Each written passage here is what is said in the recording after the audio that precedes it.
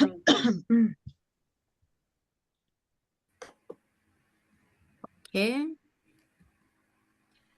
Buenas noches a todos, buenas tardes para otros.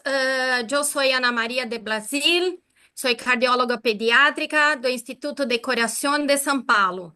Estou aqui hoje, é um grande prazer dar-lhes as bem-vindas em nome do grupo de trabalho de falha cardíaca e hipertensão pulmonar em pediatria da Sociedade Interamericana de Cardiologia. Então, a esta webinar de hoje, que temos a realidade da insuficiência cardíaca em América Latina na idade pediátrica. Agradecemos muito a presença de colegas de distintos países de nossa região, que nos compartilhar o compromisso de melhorar a atenção de los niños com insuficiência cardíaca, certo? E é muito importante porque a insuficiência cardíaca pediátrica continua sendo um desafio importante em nosso continente, na América Latina, devido à diversidade de recursos, realidades sanitárias e oportunidades terapêuticas. Por ello, este encontro representa uma valiosa oportunidade para intercambiar experiências, identificar desafios comuns a todos nós outros e discutimos possibilidades de estratégias de melhora para nossos ninhos. Hoje contamos então com a participação de alguns especialistas internacionais, como a doutora Gabriela Pereira de México, Manuel Huertas, meu colega de Colômbia, doutor Adailson Wagner, meu colega de trabalho em Brasil, e doutora Dora Agar, minha colega e amiga de la Argentina. Además, também a valiosa participação de nossas panelistas, doutora Ângela Sardella, de Argentina, e doutora Olga Mazza, de Colômbia. A todos eles lhe agradecemos por compartilhar sua experiência e conhecimentos. Então, hoje vamos a começar pela parte da doutora Gabriela, que fará conosco a primeira exposição de seu papel de la apresentação de primeira parte, que vamos falar em 4 divisões que temos para cada um, e a doutora Gabriela se encarregou de lhe falarmos o panorama latino-americano da insuficiência cardíaca pediátrica.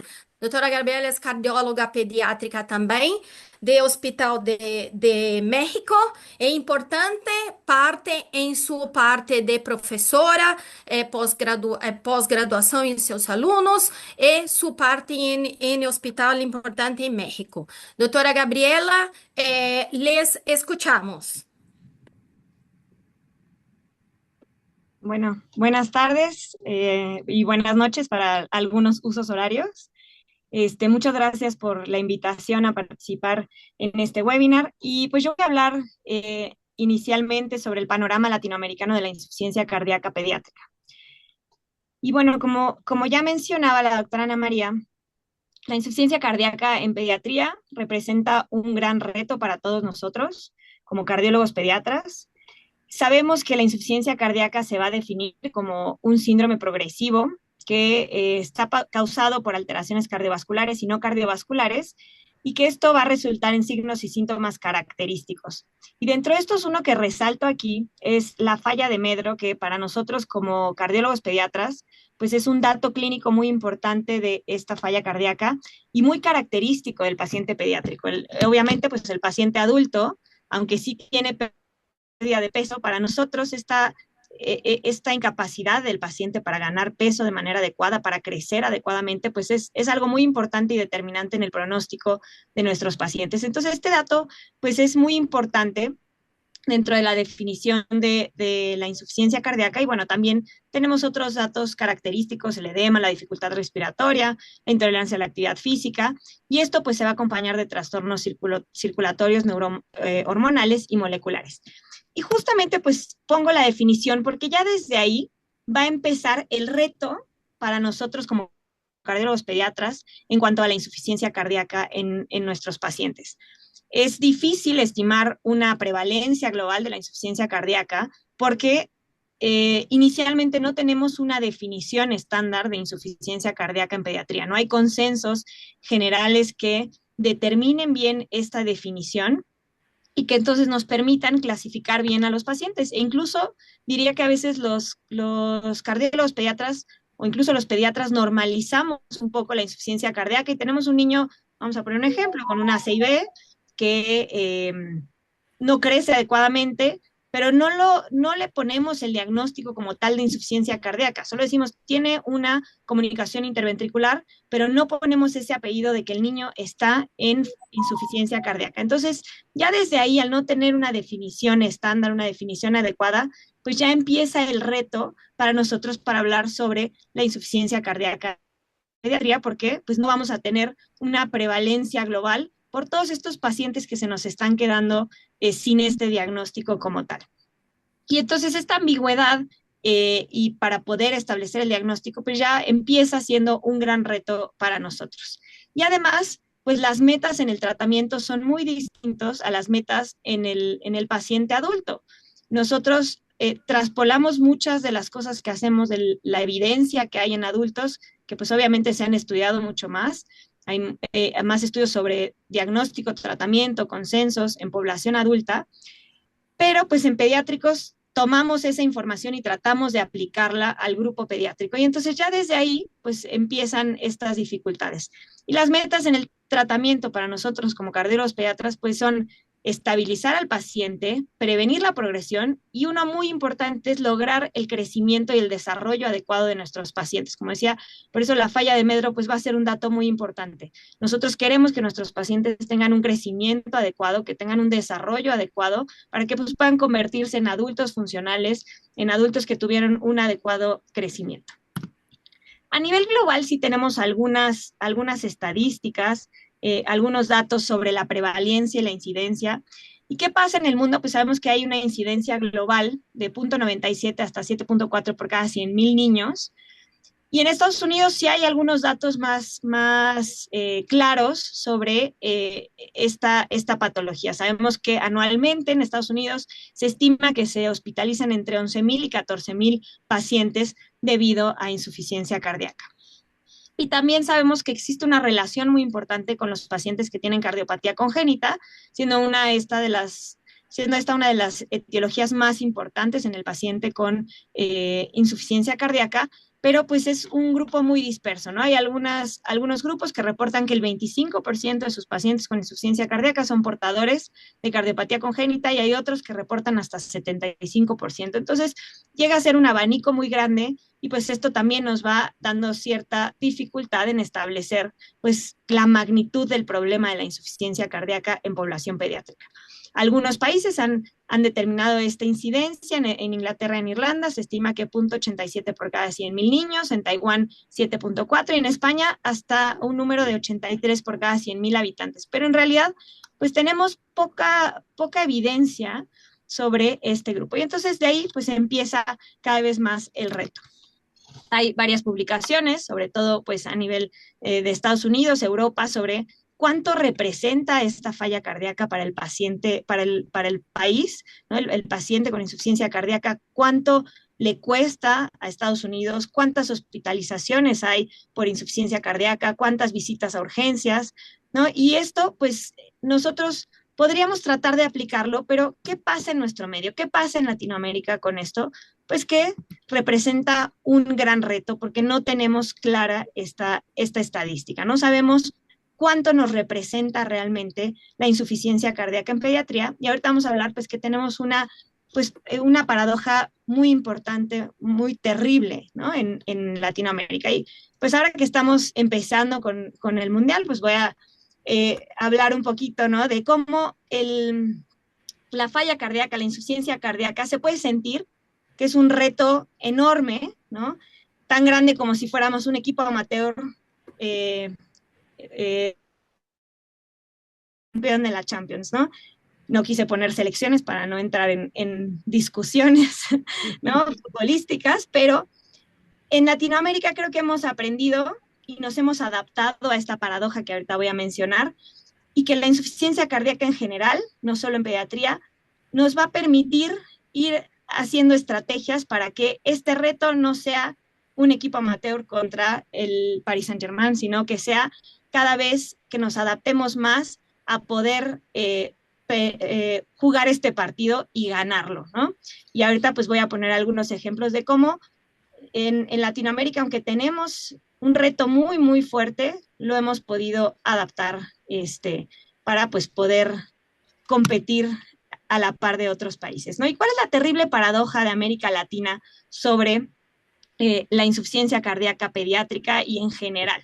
Pues que tenemos factores de riesgo y epidemiología de primer mundo, pero también compartimos etiologías de países en vías de desarrollo y ciertas limitaciones económicas que nos van poniendo este reto pues más fuerte, ¿no? Tenemos dentro de la epidemiología y la etiología de primer mundo, pues las cardiopatías congénitas, las miocardiopatías, particularmente la miocardiopatía dilatada, arritmias, la insuficiencia renal, en algunos grupos, particularmente en adultos, pero también en algunos grupos pediátricos, enfermedades como hipertensión, diabetes, obesidad, cardiopatía isquémica, y estas son factores de riesgo de primer mundo. Sin embargo, pues también compartimos las etiologías de países en vías de desarrollo. Tenemos la enfermedad de Chagas como una etiología muy importante de insuficiencia cardíaca y particularmente en pacientes jóvenes. Tenemos la cardiopatía reumática, la infección por VIH, tenemos algunas deficiencias nutricionales, ¿no? Como la deficiencia de tiamina, que también representa una etiología importante para insuficiencia cardíaca, pero además tenemos un bajo ingreso bruto. Sabemos que en Latinoamérica, en promedio, el ingreso es de $8,500 aproximadamente anual, y tenemos países de primer mundo como Canadá, que este ingreso bruto anual es casi de $40,000, y en Estados Unidos casi $50,000. Entonces, pues tenemos una diferencia abismal entre esto, y el problema no es solo el ingreso bruto, sino que el gasto total en salud per cápita que se estima también es muy bajo. Nosotros como región, pues sabemos que aproximadamente el gasto en atención médica, dependiendo de este Producto Interno Bruto, en Latinoamérica se estima, por ejemplo, que en Brasil es aproximadamente el 7.2%, que representa $600 aproximadamente, en Argentina el 9%, que representa casi $1,000, en Chile el 9.5%, que son un poco más de $1,000, en México el 8%, que son $1,100 aproximadamente, y comparamos con Estados Unidos, donde es casi del 18%, o sea, prácticamente el doble que en todos los países de Latinoamérica, que esto representa casi $10,000. Y entonces, pues la diferencia se va haciendo más grande, ¿no? Nosotros, pues lo que se invierte en salud en Latinoamérica, pues es menor, tenemos menor ingreso y tenemos estas patologías o factores de riesgo de primer mundo junto con nuestras etiologías regionales propias. Entonces, esto va haciendo que sea más complicado. Y además tenemos ciertos marcadores sociodemográficos que impactan en el diagnóstico, en el manejo y el pronóstico de estos pacientes, ¿no? Se sabe que el analfabetismo, particularmente en población pediátrica, el analfabetismo de los padres, en especial el de las madres, el nivel de educación de la madre representa mucho para el pronóstico de los pacientes pediátricos, y entonces nos enfrentamos a esto, nos enfrentamos a poco apego terapéutico, muy de la mano con el ingreso económico, el analfabetismo y también poco acceso a la atención. Nosotros particularmente, por ejemplo, en México tenemos pacientes que a veces tienen que recorrer 8 horas en camión, en auto, algún tramo hasta caminando para poder llegar a recibir alguna atención médica, y pues esto obviamente impacta en el pronóstico de nuestros pacientes.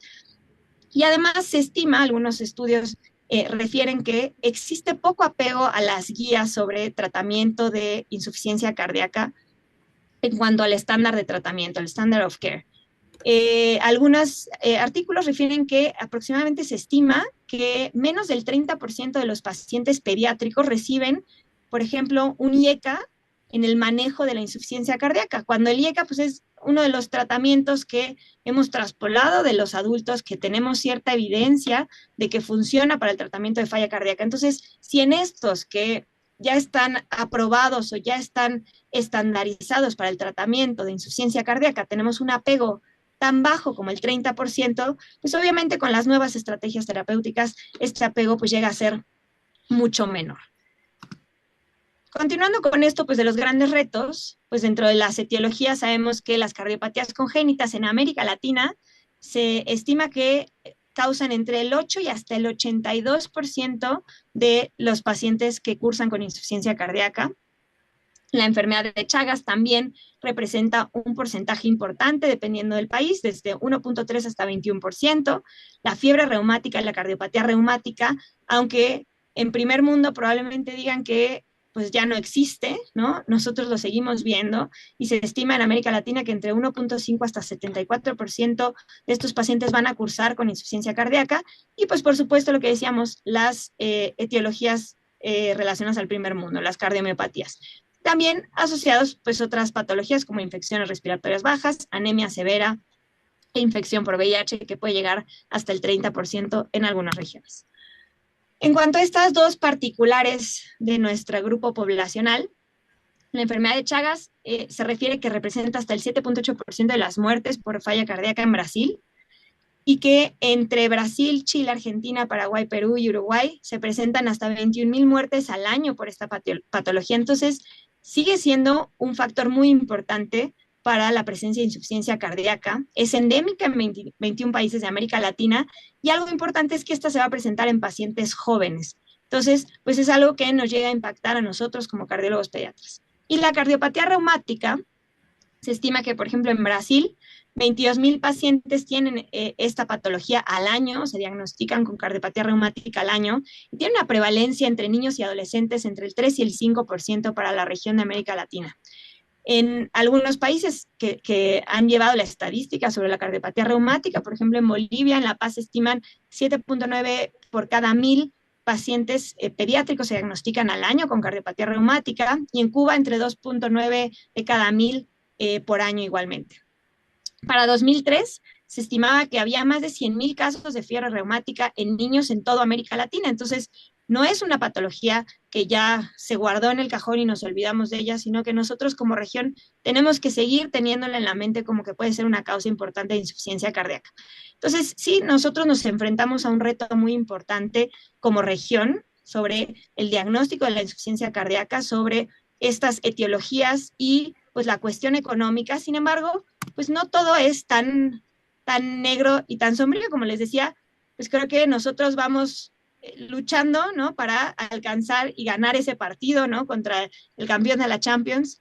Y creo que, por ejemplo, el trasplante cardíaco es el último recurso para estos pacientes con insuficiencia cardíaca y que siempre tratamos, sobre todo pues por el grupo poblacional que vemos, es decir, pacientes pediátricos, que sabemos que el trasplante cardíaco pues es cambiar una enfermedad por otra, que va a tener efectos adversos, que va a tener pues todos los riesgos de la inmunosupresión, pero pues a nivel mundial se estima que se realizan 600 trasplantes en población pediátrica al año. Y si vemos este artículo donde refieren pues todos los procedimientos que se hicieron en Latinoamérica desde el 68 hasta el 2022, pues la verdad es que es un número bastante importante de trasplantes. Por supuesto, hay países que tienen un programa muy importante como Argentina, Brasil, que pues es uno de los que llevan dentro del registro de la Sociedad Internacional de Trasplante de Corazón y Pulmón, pues es de los que más participan a nivel mundial. Pero también Colombia tiene una participación muy importante, incluso Cuba entra en este registro, nosotros en México, Perú, Puerto Rico, Uruguay. Entonces tenemos pues una participación muy activa de los países de Latinoamérica para el trasplante cardíaco, ¿no? Y la verdad es que es muy gratificante ver pues notas donde vemos que en Paraguay se utilizan dispositivos de asistencia ventricular, en Argentina se hacen 100 intervenciones exitosas de trasplante cardíaco, se hace trasplante en asistolia, que se ha hecho trasplante AVO incompatible, en Brasil, ¿cómo se llama? En Perú, ¿no? Y pues nosotros en México también. ¿Cómo vamos nosotros en México respecto a esto? Nosotros tuvimos en el Instituto Nacional de Cardiología, tuvimos una pausa sinusal como de 20 años para hacer trasplante cardíaco pediátrico. se reactivó el programa de trasplante en el 2022 y en 2023, después de pues, trabajar en nuestro protocolo, empezamos nuevamente con el trasplante cardíaco pediátrico. Al día de hoy llevamos 7 pacientes trasplantados, de estos 4 hombres, 3 mujeres, entre 12 y 17 años y con una mortalidad del 0%. Entonces, es muy alentador ver cómo pues, hay muchos programas exitosos y que esto, tal vez los números nos reflejan el trasplante, pero en realidad lo que viene con esto es todo el equipo detrás de insuficiencia cardíaca que maneja a estos pacientes, que los diagnostica, que los identifica y logra llevarlos al trasplante de manera exitosa con pues varios programas a nivel de Latinoamérica. Entonces, para concluir, en Latinoamérica pues nos enfrentamos a una paradoja muy difícil, como decía, pues la cuestión económica, con las etiologías que compartimos con primer mundo y con países en vías de desarrollo, pero pues esto nos debe motivar a buscar políticas que nos ayuden a prevenir ciertas enfermedades que se pueden prevenir y a tratar ciertas enfermedades que podamos tratar y que compensen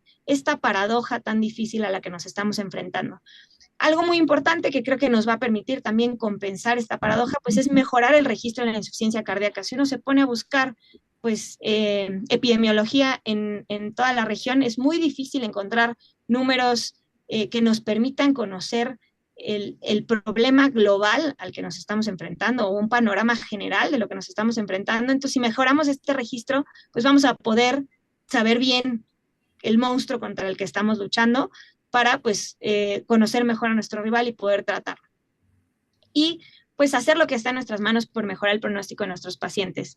Tener este registro nos va a permitir tener mejores estrategias terapéuticas, poder participar en ensayos clínicos que nos permitan tener mejores tratamientos para ofrecer a nuestros pacientes y, por supuesto, seguir trabajando por programas exitosos en insuficiencia cardíaca y trasplante cardíaco pediátrico, que pues como región estamos, creo que, caminando por el buen sendero y que nos va a permitir llevar a buen puerto a nuestros pacientes.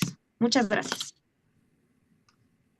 Muchas gracias, Gabriela. Excelente presentación, muy clara, muy rica.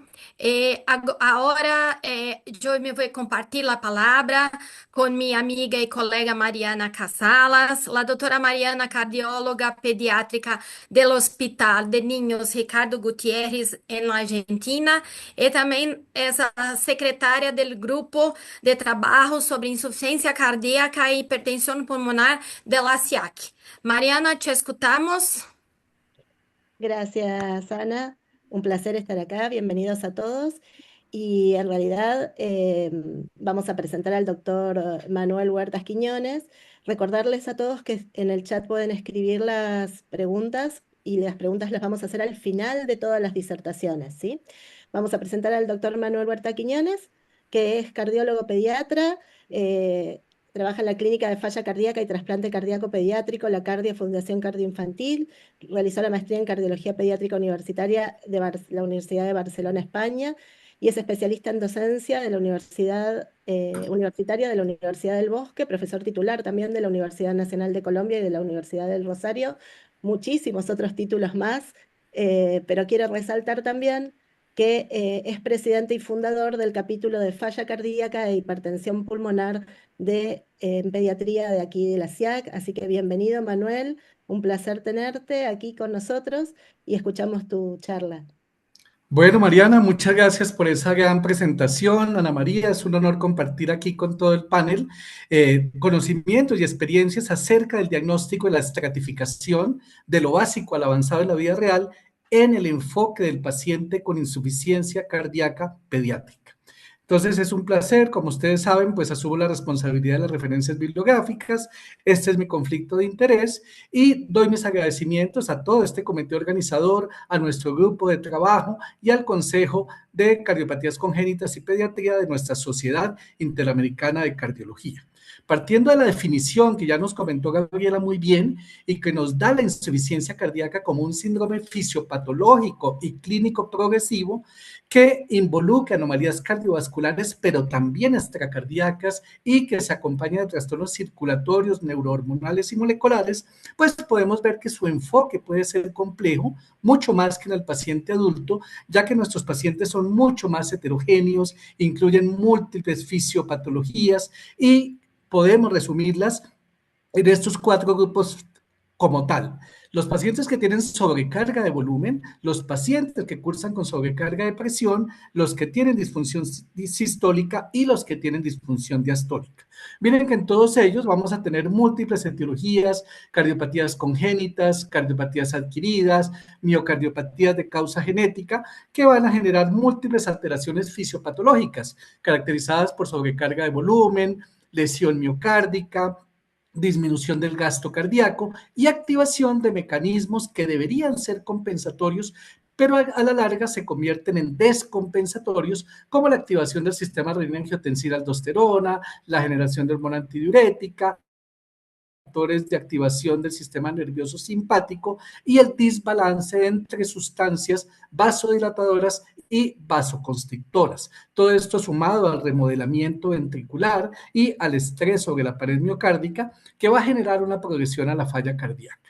Entonces miren que en nuestros países podemos hacer cosas muy básicas, pero que son fundamentales, muy importantes, como partir de una muy buena historia clínica, una anamnesis completa, un examen físico integral que nos permita detectar tempranamente a estos niños que vienen con insuficiencia cardíaca. Miren que la presentación clínica puede ser muy compleja, llegando incluso hasta la disfunción orgánica múltiple. En ellos se van a conjugar 3 síndromes clínicos: el síndrome de bajo gasto cardíaco, el síndrome de congestión venosa pulmonar y el síndrome de congestión venosa sistémica. Ustedes recuerdan que en los adultos hablábamos de falla cardíaca derecha, falla cardíaca izquierda, pero en el niño, por todos los fenómenos que conocemos de interdependencia ventricular, rápidamente una falla cardíaca derecha o izquierda progresa a una falla cardíaca global, con lo cual tenemos que anticiparnos bastante al diagnóstico. En ese niño en el cual sospechamos una falla cardíaca aguda, debemos evaluar cuáles son los factores de riesgo, si tiene factores de riesgo o no,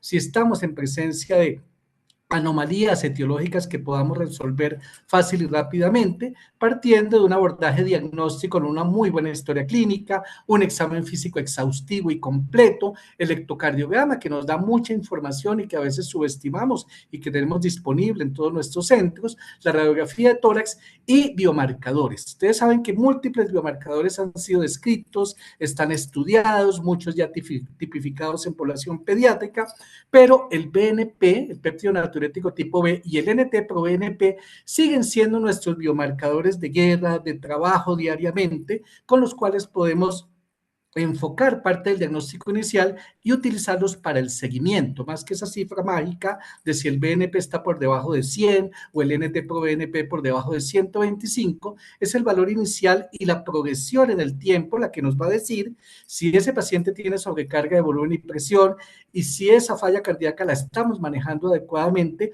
o tenemos que ir subiendo en la escala terapéutica. Una vez nos encontramos a un paciente con síndrome de falla cardíaca, debemos evaluar integralmente, considerar diagnósticos diferenciales alternativos como anemia, arritmias, falla renal, o si estamos en la presencia de una cardiopatía congénita y adquirida, y confirmar por ecocardiograma la anatomía, la parte morfológica, funcional, confirmar la falla de bomba, la disfunción sistólica o diastólica ventricular, izquierda, derecha o biventricular, y evaluar si estamos ante un paciente de nueva presentación o ante una enfermedad multisistémica. Dependiendo del abordaje clínico, vamos a definir la necesidad de estudios genéticos, de un panel genético para evaluar una miocardiopatía, un trastorno genético de base y continuar todo el enfoque diagnóstico y manejo integral.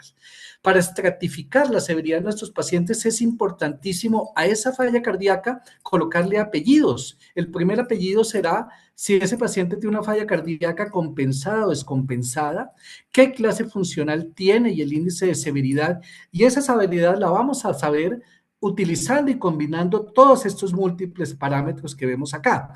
Entonces, la clasificación de la clase funcional, dependiendo de la clasificación de NIHA o ROS, si el paciente tiene más de 5 años, utilizaremos NIJA, la clasificación de Nueva York. Si tiene menos de 5 años es mucho mejor la clasificación de ROS modificado, que nos va a dar si ese paciente tiene un grado de severidad 1, 2, 3 o 4, ninguno, leve, moderado o severo, a lo cual le sumamos los percentiles de crecimiento, el peso para la talla. Si ese paciente tiene un Z-score por debajo de -4, pues tendrá un compromiso severo. La combinación de los biomarcadores como el BNP o el NT-proBNP, que si está 4 veces por encima de lo normal, también nos da una escala de severidad.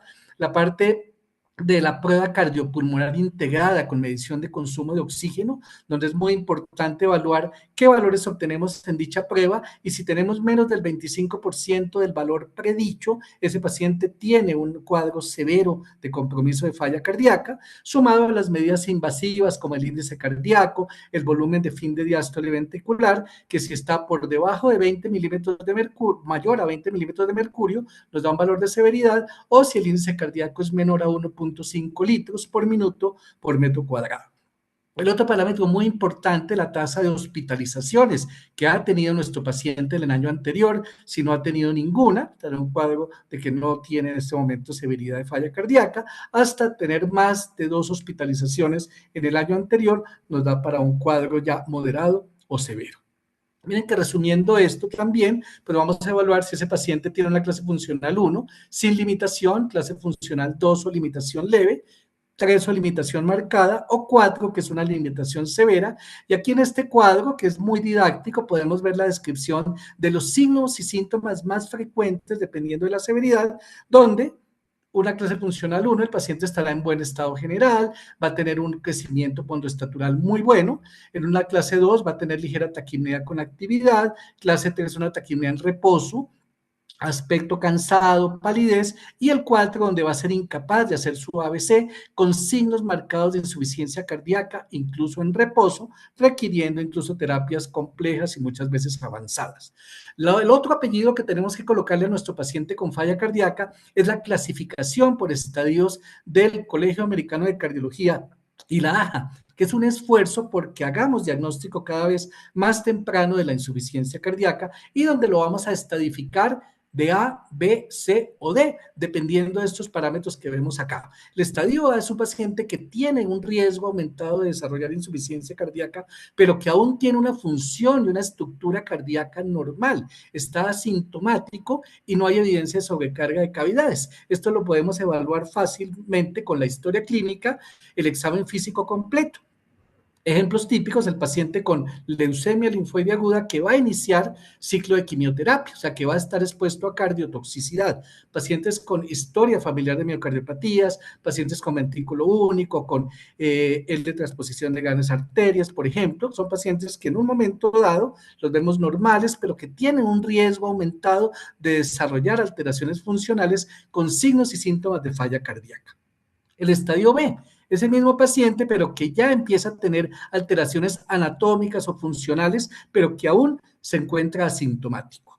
Ya cuando el niño está sintomático, que era cuando hacían el diagnóstico antiguamente, pues ya está muy avanzado en su fisiopatología, ya tiene un estadio C, ya tiene alteraciones morfológicas, funcionales y está sintomático para insuficiencia cardíaca. Estamos muy tarde en el diagnóstico. Y el estadio D, que es un paciente ya con una falla cardíaca avanzada, un estadio final de su insuficiencia cardíaca, con requerimiento de soporte inotrópico, asistencia respiratoria, ventricular y muchas veces terapias avanzadas.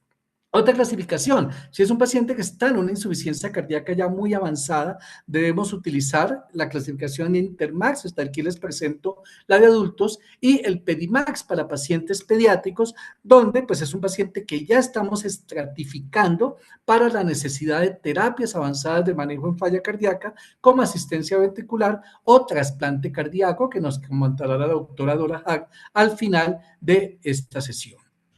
Vamos a clasificar también a nuestros pacientes según la fracción de eyección. Vamos a ver si estamos en presencia, haciendo un símil y siguiendo pues, lo que se hace actualmente en falla cardíaca de adultos. Evaluaremos si nuestro paciente tiene una fracción de eyección disminuida, una fracción de eyección moderadamente disminuida o una fracción de eyección preservada, donde estaremos en el campo de la disfunción diastólica. Entonces, miren que el diagnóstico, la mayoría de las herramientas para un adecuado enfoque, las tenemos en la mayoría de nuestros países latinoamericanos, porque todos somos capaces capaces con una buena formación de hacer una muy buena historia clínica, un excelente examen físico, interpretar muy bien un electrocardiograma de 12 derivaciones, los hallazgos radiológicos, los biomarcadores, evaluar los hallazgos ecocardiográficos y utilizar terapias un poco más completas para ciertas entidades y patologías como la tomografía y la cardioresonancia, que nos permite una valoración morfológica, funcional y mapeo de velocidad de flujo, y es como muy útil específicamente en las miocardiopatías,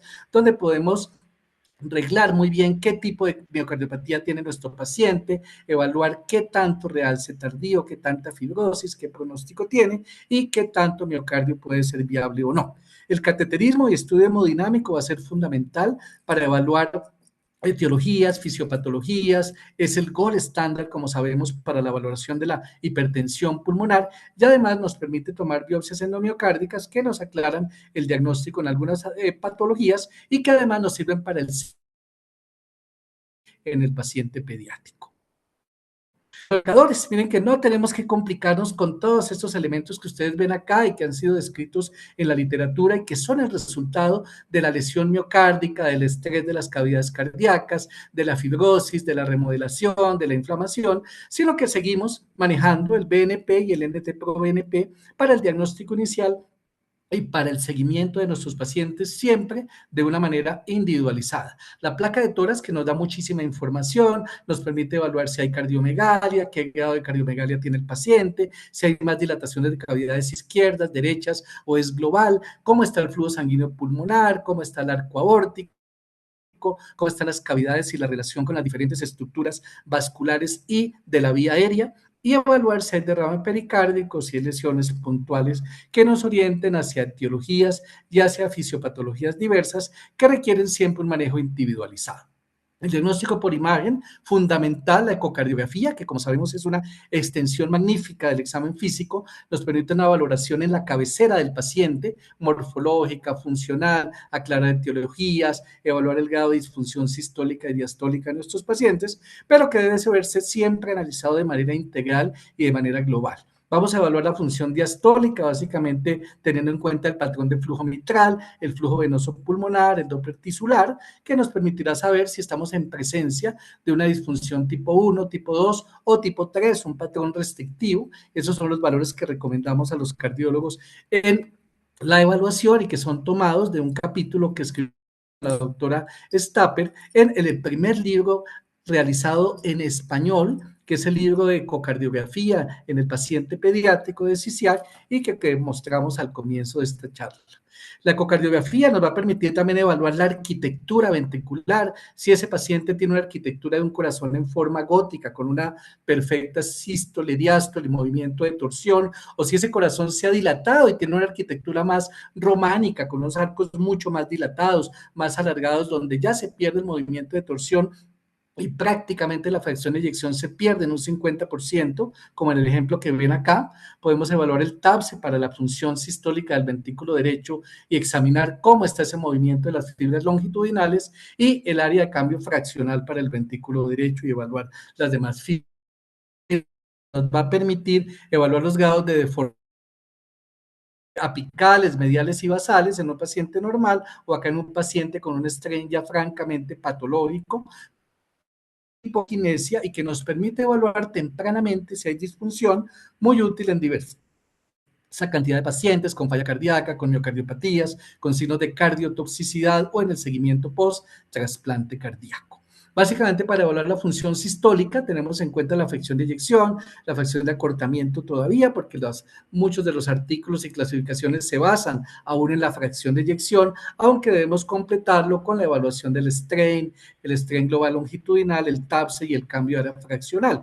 Pacientes que tengan una fracción de eyección menor al 40%, pues ya tienen una disfunción importante o severa, una strain más allá de -8, un TAPSE menor a 5 milímetros o un cambio de área fraccional menor a 17 en el ventrículo derecho, pues nos habla de que hay una disfunción sistólica importante de este tipo de pacientes. La parte cardio-oncológica pues nos permite analizar la motilidad segmentaria, nos permite ver cómo en este paciente zonas de hipoquinesia y disfunción sistólica secundaria muy útil en el seguimiento, en el diagnóstico inicial, y en los pacientes en posoperatorio de Fontan, pues debemos hacer un abordaje individualizado dependiendo de la patología de base, del tipo de Fontan, de la altura. No es lo mismo tener un Fontan a 2.640 metros de altura como Bogotá, a operarlo en Buenos Aires, donde está muy cerca a nivel del mar y donde seguramente puede tener un curso clínico mucho más benigno. Debemos evaluar todos los parámetros clínicos, electrocardiográficos, ecocardiograma, Holter, los test de ejercicio, los biomarcadores, resonancia, TAG y cateterismo, pero siempre de manera individualizada y basado en la fisiopatología de cada paciente, haciendo un análisis integral y definiendo en qué momento ese paciente tiene un Fontan que está comenzando a disfuncionar, o si hay complicaciones como trombosis, alteraciones en las proteínas, o todas las complicaciones que conocemos de fibrosis y cirrosis hepática, bronquitis plástica y enteropatía perdedora de proteínas. Aquí, por ejemplo, una imagen que está incluida en nuestro capítulo del libro de un paciente con atresia tricuspidia tipo 1B, en un postoperatorio tardío de cirugía de Fontan, donde ya se observa una alteración en la geometría ventricular con una disfunción sistólica moderada y zonas de hipoquinesia y disquinesia importante. Entonces, que es un examen muy importante, muy útil en el seguimiento. El staging 3D también nos puede dar muchos parámetros adicionales y es algo en lo cual tenemos que experiencia, y no olvidar la importancia de los parámetros ecocardiográficos en la evaluación de la pulmonar en nuestros pacientes basado en la velocidad de regurgitación tricuspidia y en los signos indirectos y directos para hipertensión pulmonar que nos van a decir si nuestro paciente tiene una baja, una intermedia o una alta probabilidad de hipertensión pulmonar. Esto lo van a ver muy completo en el consenso que publicaremos próximamente, el primer consenso latinoamericano de hipertensión arterial pulmonar en pacientes pediátricos con nuestro grupo de la SIAC. Todo este abordaje clínico, diagnóstico, clasificaciones integradas que nos ponen apellidos para ese paciente, nos van a permitir estratificar de manera adecuada la severidad, la clase funcional, el estadio y luego la clasificación de Warner-Stevenson para guiar el manejo integral basado siempre en la fisiopatología y que veremos más adelante. Entonces, como mensajes para llevar en esta charla, recordar que el enfoque diagnóstico y terapéutico del niño con insuficiencia cardíaca es complejo, mucho más que en el adulto, combina múltiples fisiopatologías y etiologías. Los niños no son adultos pequeños y poseen un grado mayor de dificultad y de heterogeneidad en su enfoque tanto diagnóstico. La ecocardiografía avanzada es fundamental en el diagnóstico de las diferentes etiologías y fisiopatologías y además en el proceso del trasplante cardíaco, y que debemos combinar todos los parámetros clínicos y paraclínicos para estratificar a nuestro paciente, guiar el diagnóstico y el seguimiento de manera inter y multidisciplinaria. Miren que aquí incluimos la placa de tórax, el electrocardiograma, el ecocardiograma, el cateterismo cardíaco, la resonancia, el angioTAC, el test de esfuerzo, la prueba cardiopulmonar integrada con medición de consumo de oxígeno, los biomarcadores que ya anotamos y la inteligencia artificial, que cada vez debemos aprender a utilizarla de una mejor manera para guiar y que sea una aliada en el seguimiento y en el diagnóstico de nuestros pacientes. Siempre, como les digo, el diagnóstico y el manejo deben ser integrales, basados en la fisiopatología de manera individual, inter y multidisciplinaria, con un cuidado humanizado. Y el trabajo en equipo, obviamente, es fundamental para lograr el éxito en el enfoque de estos pacientes. Les recuerdo que estamos haciendo una encuesta, que es una encuesta para saber cómo se está tratando la insuficiencia cardíaca pediátrica en Latinoamérica. Esa es una iniciativa del Consejo de Cardiopatías Congénitas y Pediátricas de la Sociedad Interamericana de Cardiología, y la cual los invitamos a contestar, que nos va a permitir sacar resultados, conclusiones y apoyar cada vez más el progreso del diagnóstico y el manejo integral de la insuficiencia cardíaca en nuestro continente latinoamericano. Aquí algunas imágenes de amigos muy queridos y compañeros de la SIAC, de la Sociedad Interamericana de Cardiología, y a los cuales les agradezco mucho todo su entusiasmo, sus aportes y todo el apoyo que nos dieron desde el comienzo en la creación de este capítulo, que ahora es un grupo de trabajo en falla cardíaca e hipertensión pulmonar, donde ya estamos teniendo unos productos y unos resultados muy importantes. E invito a la audiencia, a los asistentes que quieran integrarse a SIAC, a nuestro consejo y a nuestro grupo de trabajo de falla cardíaca e hipertensión pulmonar, a sumarse para trabajar por la salud cardiovascular continente. Muchas gracias a todos por su atención y nos vemos en la sesión de preguntas. Muchísimas gracias, Manuel. Excelente tu presentación. Vamos a poner al final nuevamente el QR para que todos tengan acceso a la encuesta. Realmente fundamental, la iniciativa de la encuesta es muy importante, dado que realmente si no conocemos nuestra realidad, va a ser muy difícil que la podamos cambiar. Con lo cual es fundamental conocer la realidad de la insuficiencia en Latinoamérica para poder progresar en el diagnóstico y tratamiento de la misma. Así que aquí está la diapositiva que compartió Manuel y vamos a ponerla nuevamente al finalizar. Muchas gracias, Manuel. Muy Ana. bien, Mariana, Manuel, muchas gracias también. Entonces, vamos adiante, né? Adelante. É um grande gosto agora apresentar meu colega de trabalho, Dr. Adailson Wagner, reconhecido como cardiólogo pediátrico brasileiro, né, com destaque em atuação em insuficiência cardíaca avançada, terapias inovadoras e transplante cardíaco pediátrico. Adailson trabalha em um complexo grande de um hospitalar em Brasil, em Instituto de Coração, onde se faz todos a grande maioria de transplantes cardíacos pediátricos de Brasil, em São Paulo, né? E hoje nos falará sobre tratamento atual que é possível em América Latina. Doutora Dailson, muchas gracias por apoyarnos. Adelante, tú tienes a palavra. Muito obrigado, Ana Maria. Muito obrigado ao SIAC pelo convite. Eu, infelizmente, não tenho essa poliglotia da Ana Maria para falar um espanhol tão bem. Vou falar em português, mas vou falar calmamente. Espero que todos vocês entendam também. Para começar, não tenho conflito de interesses e vou fazer só uma rápida explanação como os nossos pacientes também, com o aumento da sobrevida, das cardiopatias congênitas, das cardiomiopatias que foram faladas previamente, aumentou muito a sobrecarga dos pacientes que entram em insuficiência cardíaca e acabam necessitando futuramente de uma indicação ao transplante cardíaco. Então, como que a gente vai tratar essa síndrome? Muito bem falada com os colegas anteriores, tanto do ponto de vista epidemiológico, estrutural de cada país, como também entendendo a fisiopatologia da insuficiência cardíaca na faixa etária pediátrica. Lembrando que é uma síndrome clínica de múltiplas etiologias, cuja manifestação ela vai depender principalmente de alterações neurohormonais e moleculares, que quanto melhor entendidas, mais fácil permanece o uso da medicação específica, direcionada, que vai atender a resposta neurohormonal necessária. Quem sabe que o organismo, através de estímulos de tanto sistema nervoso simpático, neuromoduladores, metabólicos, ele vai atuar no sentido de compensar aquela fase inicial de baixo débito cardíaco com mecanismos compensadores. Só que esses mecanismos compensadores eles têm um tempo de ação com o objetivo de que teu organismo melhore e passe, então, a uma normal oferta de oxigênio para os tecidos.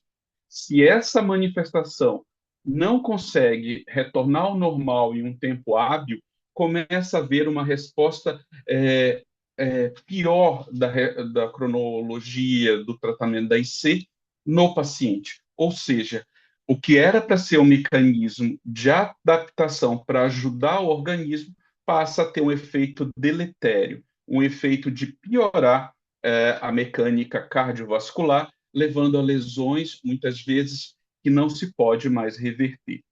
E onde, então, nós vamos agir?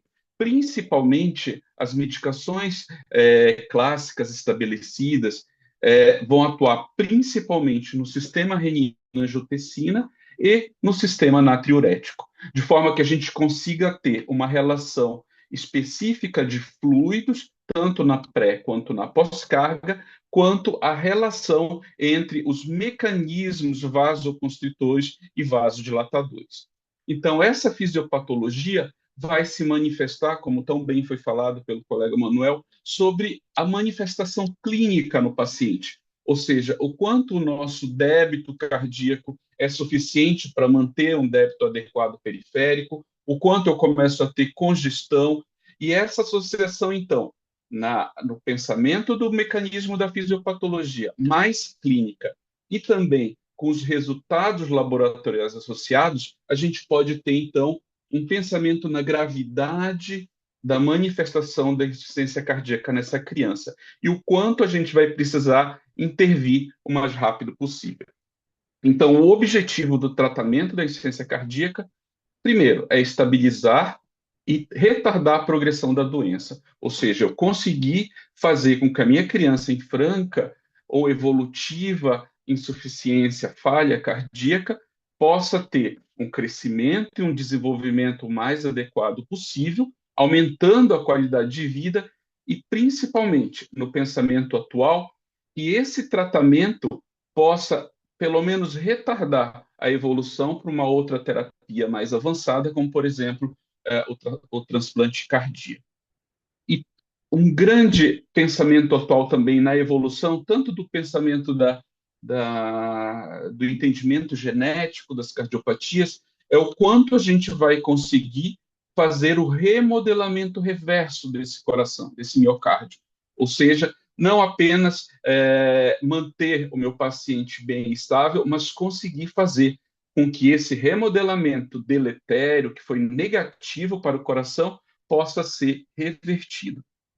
E esse slide sintetiza muito o entendimento atual do tratamento da cardiopatia, da insuficiência cardíaca na criança, pensar sempre nos fatores associados, ou seja, o quanto esse meu paciente está com crescimento adequado, está fazendo atividade física, que antigamente a gente pensava muito em limitar os nossos pacientes cardiopatas, crianças de atividade física. Hoje em dia o conhecimento já mostra realmente a reabilitação como um fator que ajuda na melhora da insuficiência cardíaca, nutrição e ao uso da medicação.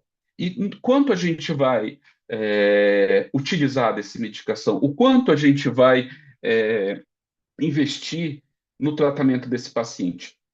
Infelizmente, a gente não dispõe de tratamentos com um pool em crianças. A maioria das medicações que usamos, elas provêm da utilização de guidelines, de estudos em pacientes adultos, tanto que a recomendação atual, na maioria dos que nós vamos ver, é baseados em GDMT, ou seja, uma terapia direcionada, infelizmente não por estudos de grande impacto na faixa etária pediátrica, mas a partir de adultos com resultados muito robustos e que foi utilizado também na faixa etária pediátrica. Então, a gente vai se deter no uso clássico das medicações, ou seja, o GDMT, e falar rapidamente sobre terapias de segunda linha, terapias mais novas, que muitos de nós ainda não temos disponíveis aqui nos nossos países, mas saber que eles estão próximos de serem aprovados na faixa etária pediátrica. Lembrando sempre que a atuação das medicações, elas vão obedecer critérios fisiopatológicos muito claros. Pré-carga, pós-carga, ou seja, o mecanismo dos fluidos. O que a gente tem que lutar mais, evitar a fibrose através da morte do miocárdio, a morte do miócito e as demandas metabólicas. E tudo isso tentando reverter alterações secundárias à lesão do miocárdio, seja na sincronia, alterando os débitos cardíacos, seja na interação e na contratilidade. E quando a gente direciona cada uma desses mecanismos, a gente tem classes de medicações que vão agir muito diretamente, principalmente os inibidores da ECA, que muitos de nós temos acesso, até a colega que abriu essa palestra comentou o quanto os nossos países têm em mão os inibidores da enzima de conversão da angiotensina, aqui em baixa doses e os mais comumente usados, e quanto a gente demora muitas vezes lançar mão. É a terapia de primeira linha, ou seja, na recomendação do paciente que possui doença fenótipo diagnosticada, ou seja por genética, seja alteração familiar, seja por exames, e possui essa evolução progressiva da doença, é muitas vezes de primeira linha o uso dos inibidores da enzima de conversão, porque eles vão atuar principalmente no mecanismo de vasoconstrição periférica, melhorando, então, e diminuindo a pós-carga. O fator interessante dessa classe, que é chamado um pilar atual do tratamento da insuficiência cardíaca, é que você possui também outras da família com capacidade, muitas vezes até maior, de melhora nos desfechos finais, tipo óbito, melhora da fração de ejeção, hospitalização, que são os inibidores do receptor da angiotensina e mais, atualmente, os inibidores associados à nipresilina, que vão ajudar tanto no mecanismo da angiotensina quanto no mecanismo do BNP.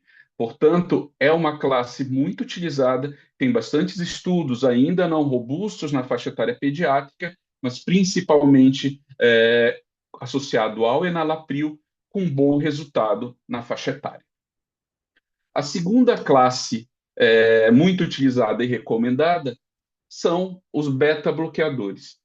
Ficar atentos que a maioria dos trabalhos de adultos falam de um benefício muito importante na mortalidade, por ação direta nos receptores, né, tanto alfa quanto beta, levando também uma relação entre vasoconstrição, vasodilatação, diminuindo o trabalho cardíaco, e o carvedilol, nosso conhecido, recomendado como primeira escolha. O único cuidado que temos que ter é que, quando alguns centros fizeram estudos em ventrículos únicos, principalmente quando o ventrículo sistêmico é ventrículo direito, e houve um aumento na morbimortalidade quando associado ao uso do beta-bloqueador, principalmente o carvedilol. Então, muito cuidado nos ventrículos únicos. E lembrando que, embora ele seja recomendado primeira escolha, temos uma classe de muitos outros beta-bloqueadores com ação diferenciada nos receptores, principalmente se você tiver outras patologias ou manifestações associadas. Por exemplo, arritmia, taquicardia, ou seja, uma melhor resposta dependendo da individualização do seu paciente. A terceira classe do pilar do tratamento é a aldosterona, os inibidores dos mineralocorticoides. É muito engraçado que eu fui fazer, quando estava preparando essa aula, fui ver quando foi que se começou o uso da espironolactona, né, dos antagonistas do receptor. E foi em 1950. Imaginem, já temos quase 70, 80 anos da descoberta do uso da espironolactona na insuficiência cardíaca, e ela continua sendo um pilar no tratamento, principalmente porque ela vai atuar no mecanismo de apoptose, ou seja, de morte programada do miocárdio, e assim vai levar a um remodelamento defeituoso. Então, a medicação, a espironolactona, vai tentar justamente bloquear esses processos apoptóticos, com efeitos antifibróticos e melhora no mecanismo. E quando a gente vai ver, comentar aquele trabalho do uso das medicações, apenas 40% dos nossos pacientes pediátricos estão em uso de espironolactona. E muitas vezes em dose baixa, ou seja, nem priorizamos a dose para ter o efeito benéfico dessa medicação. E ela é um pilar, é um dos 4 classes de medicações muito importantes no uso da insuficiência cardíaca. E agora, mais recente, mas já elevado também a pilar no tratamento, ou seja, pela sua robustez na evolução, claro, nos trabalhos dos adultos, os inibidores do cotransportador sódio-glicose. ou seja, uma medicação que inicialmente foi criada para os pacientes diabéticos e que melhorou muito a evolução tardia desses pacientes com melhora na insuficiência cardíaca, principalmente porque ela vai afetar tanto na pré-carga, na fibrose, na apoptose e nas demandas metabólicas. Ou seja, ela tem uma ação ainda não totalmente individualizada na faixa etária pediátrica, mas já bastante reconhecida nos adultos, aumentando principalmente o efeito osmótico da perda da glicose pela urina, levando à glicosúria e uma redução da pré-carga. Muito cuidado, claro, na infecção do trato urinário, aqui a dose, sendo a dapaglifosina, o melhor e mais estudado, inclusive com trabalhos pediátricos. Então, ficar atentos. Nós temos os passos de tratamento preconizados para a criança. Claro, a nossa vasta diferenciação desde cardiopatias congênitas, biventriculares, cardiopatias univentriculares com ventrículo direito ou ventrículo esquerdo sistêmico, os pós-operatórios todos em evolução, mas o preconizado é o uso inicialmente do inibidor da ECA, associado ao beta-bloqueador, pensar sempre no modelamento reverso com o uso da espironolactona e, claro, a associação com mais moderna da dapaglifosina. Lembrando que o único que ainda tem estudos na disfunção diastólica, ou seja, com a função, o débito preservado sistólico, é a dapaglifosina e os diuréticos. Mas os outros todos dessa classe de medicação têm um efeito muito positivo nos desfechos tanto de morte, internação e melhora da qualidade de vida. E os associados que ainda não têm trabalho robusto, colocando como de uso vasto, de uso irrestrito, mas com importantes indicações tanto nos adultos quanto na faixa etária pediátrica, é a ivabradina, com trabalhos até mostrando quanto a ivabradina, ela bloqueia, ao bloquear os canais no nó sinusal, eles diminuem a frequência cardíaca. E a frequência cardíaca é um importante dado, principalmente de mortalidade, quando você pensa em altas frequências cardíacas e baixas frequências cardíacas. Inclusive, já foi aprovado o uso em crianças maiores de 6 meses, tanto pela evolução da frequência cardíaca, quanto pela evolução da fração de ejeção, com o uso da ivabradina.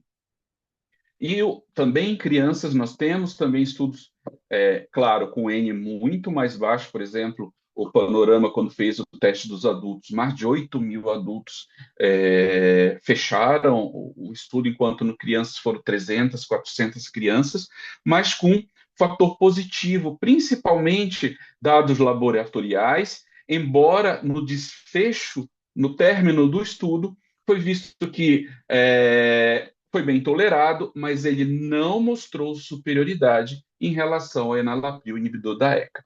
Principalmente no segmento, quando você tem também um paciente que não tolera, por exemplo, por causa da pressão arterial, os riscos de você evoluir também para disfunção renal. Mas foi aprovado em crianças acima de 1 ano e cada vez mais no nosso dia a dia o uso do sacubitril valsartan na faixa etária pediátrica vem sendo utilizado até mesmo, em muitos casos, precocemente. Ou seja, embora a gente tenha aquele clássico que eu mostrei ainda agora, inibidor de ECA, beta-bloqueador, espironolactona. Depois que você potencializou as medicações, você pensa em acrescentar uma nova classe ou mudar para o sacubitril valsartana, hoje em dia a tendência, muitas vezes, é você começar a usar precocemente para que você possa melhorar a resposta do remodelamento reverso. E em estudos agora também, muito importante o vericiguat, que ele tem uma ação no óxido nítrico, portanto, uma reação no endotélio, uma melhora da reação inflamatória e todo o resultado da cascata inflamatória do endotélio, ainda em estudos na faixa etária pediátrica, inclusive o INCOLA no Brasil, a gente faz parte do multicêntrico do vericiguat, mas ainda não está disponível para a faixa etária pediátrica. Então, quando a gente observa, esse daqui é uma avaliação da International Society, agora de 2025, sobre todas as orientações do tratamento da insuficiência cardíaca na criança, a gente mostra que a maioria realmente são todos de classe 2 e nível C, ou seja, a gente não tem dados robustos, mas tem dados que nos ajudam, e até mesmo no nosso acompanhamento no dia a dia, a indicar essas medicações para a faixa etária pediátrica. Então, resumindo, o passo a passo no tratamento da insuficiência cardíaca. Sempre com base no exame físico, claro. Não é uma receita de bolo que você vai usar direto, você tem que ter o seu paciente, como o colega falou, individualizado, clínico, laboratorial, métodos de imagem, a partir da classificação, qual estágio que ele se encontra e qual a manifestação clínica mais importante. Congestão, alteração na frequência cardíaca e os pilares. O inibidor de ECA como primeira escolha na faixa etária pediátrica, associado, se você precisa melhorar débito cardíaco, alterando a frequência cardíaca, reduzindo a frequência cardíaca, com o uso dos beta-bloqueadores. Ou se você começa a ter uma alteração já de congestão e remodelamento, espironolactona e os diuréticos, embora ele não faça parte dos pilares, são medicações que nos ajudam muito no paciente, principalmente quando ele chega muito congesto, numa melhora da qualidade de vida e numa melhora clínica. E lembrando também a digoxina, que também é uma medicação que desde o século retrasado se usa. Ele tem uma ação, principalmente agora nos estudos que fazem a avaliação da evolução da hipoplasia do coração esquerdo, nos interestágio, uma resposta muito boa com o uso da digoxina e a ivarabardina. E, é claro, não vou mencionar aqui quando eles passam para o estado D, porque o próximo colega vai falar sobre a insuficiência cardíaca avançada. Então, concluindo, sempre a gente pensar que, embora seja baseada em guidelines estudos em adultos, temos trabalhos também, por isso que eu coloquei até como última observação de nós nos unirmos mais, América Latina, em criar grupos de estudos, entendermos a nossa realidade, entendermos a nossa população pediátrica, que são mecanismos diferentes da avaliação, por exemplo, da América do Norte, da Europa, e assim a gente criar o nosso guidelines, as nossas diretrizes de tratamento. Lembrar sempre, pensar na frequência cardíaca, porque muitas vezes a gente pensa que o nosso paciente pediátrico é mais taquicárdico mesmo, é da idade, mas não. A gente pode ter um ganho muito importante na sobrevida, controlando a frequência cardíaca, e pensar sempre em alcançar os alvos de tratamento, ou seja, alcançar as doses adequadas e muitas vezes limítrofe das medicações para ter a potencialidade da medicação. E pensar sempre que, embora a gente tenha o máximo de terapia associada ao seu paciente, ele vai, de alguma forma, numa percentagem, evoluir para o transplante e necessidade de um suporte mecânico. Mas que o quanto você conseguir ganhar de tempo com o remodelamento reverso, com a qualidade de vida dessa criança, claro que vai ser melhor evolutivamente. Muito obrigado de novo pelo convite. Eu mostro novamente aqui o nosso convite. Muchas gracias, doctor. Excelente la presentación. Acá el doctor volvió a compartir el QR para los que preguntaban para sumarse a la encuesta y lo volveremos a difundir al final. Voy a presentar ahora a la doctora Dora Hag, que es jefa de clínica del área de insuficiencia cardíaca e hipertensión pulmonar y trasplante cardíaco del Servicio de Cardiología del Hospital Garrahan de Argentina. Además es una amiga. Y su charla es cuándo escalar las terapias avanzadas y trasplante cardíaco. Vamos, Dora. ¿Cómo están? Estoy intentando compartir pantalla. Tranquila. Este, mm,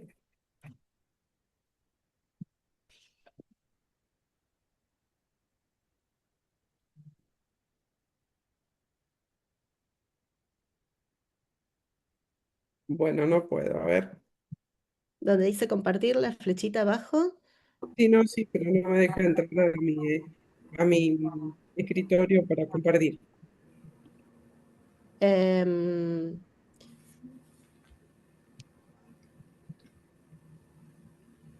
¿Podés abrir, tenés abierta la charla, Dora? Sí, está abierta, pero me sale la configuración que hicimos anteriormente para tratar de configurar la pantalla.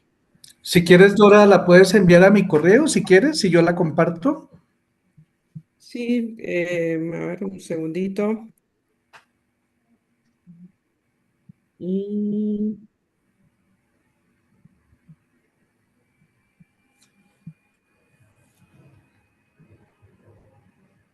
me manda a abrir configuración del sistema.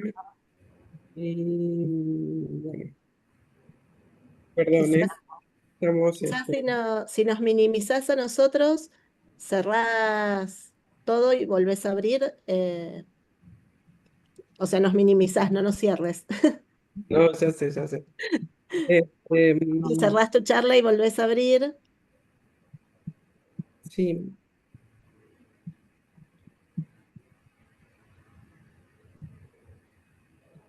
em,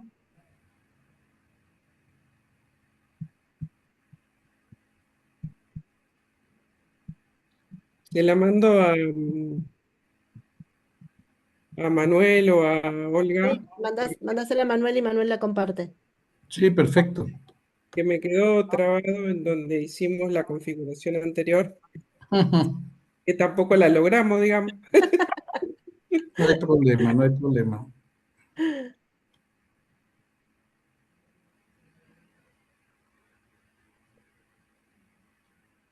Bueno, mientras tanto, decirles a todos los asistentes que pueden escribir en el chat las preguntas para todos los disertantes, que vamos a dar lectura hacia el final y podamos contestarlas entre todos, ¿sí? Exactamente. Si quieres, Eh, podemos ir adelantando, Mariana, una pregunta. Hay una pregunta muy bueno, interesante acerca de los niveles normales séricos para biomarcadores en población pediátrica. Que básicamente los biomarcadores que utilizamos son el BNP y el NT-proBNP. Clásicamente hemos extrapolado valores y estudios de adultos, ¿sí?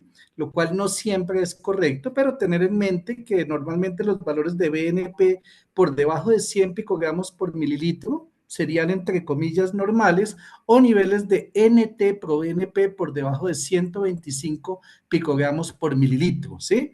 Haciendo la salvedad que siempre debemos tener en cuenta la edad de cada paciente, la fisiopatología, recordar que en recién nacidos, los valores, por ejemplo, de NT-proBNP pueden ser muy altos los primeros días, incluso hasta 6.000 picogramos por mililitro, y que posteriormente van bajando a medida que pasan los días, ¿sí? Hacia ujú. los 11 meses pueden llegar a 500 o máximo 1.000, y de ahí en adelante van bajando hasta asemejarse a los valores de los adultos.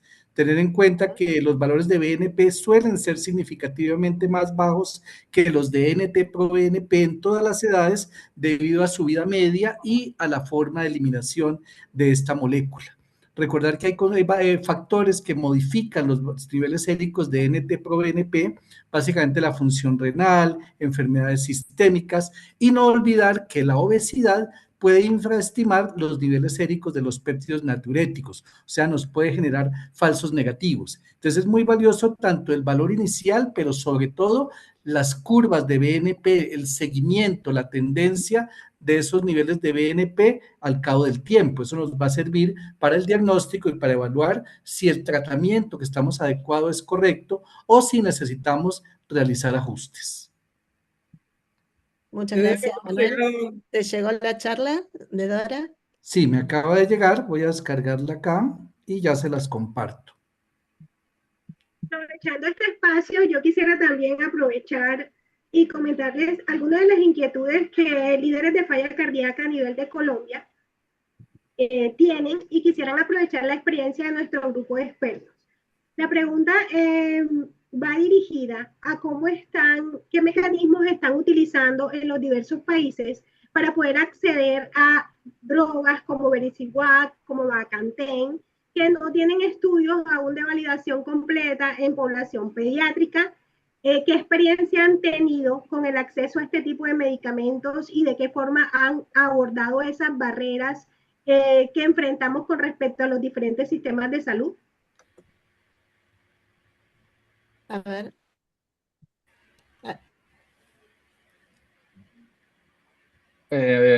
Muito interessante a sua pergunta.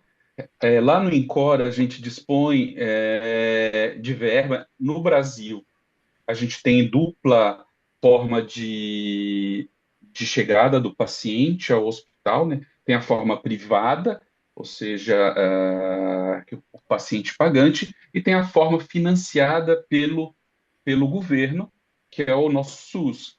E esses pacientes e esses hospitais são os hospitais de referência, são os melhores.